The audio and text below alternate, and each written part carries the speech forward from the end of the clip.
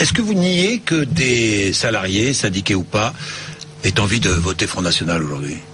Non, vous savez, ça fait plusieurs années maintenant qu'on a engagé... Vous le sentez? Vous le voyez, vous? Oui, on a engagé il y a quelques années déjà une grande campagne contre les idées du Front National. Voilà. Nous pensons vraiment que l'issue à la crise... Est-ce que c'est le Front National qui défend la classe ouvrière? On a l'impression aujourd'hui... Mais Marine Le Pen demande... Oui, mais vous avez vu les propositions de Marine Le Pen? Vous avez vu? Oui, j'ai vu, j'ai lu.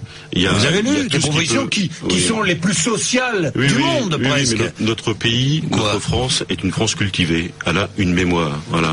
Et moi, j'appartiens à une confédération qui a subi ce que les élèves de Marine Le Pen ont fait à nos camarades. Sauf qu'il y a même certains de vos syndiqués qui rejoignent le Front National. Vous le savez. Mais bien sûr, quand les gens sont désespérés, il y a deux phénomènes. Il y a premièrement la violence sociale, deuxièmement le désespoir. Et le désespoir, ça mène aux solutions faciles. Et les solutions faciles, c'est de dire, on met un coup, voilà, dans la fourmilière et on met le Front National en place. C'est dramatique, c'est dramatique. Et là aussi, dans la lettre que j'ai envoyée à François Hollande, je veux le mettre face à ses responsabilités.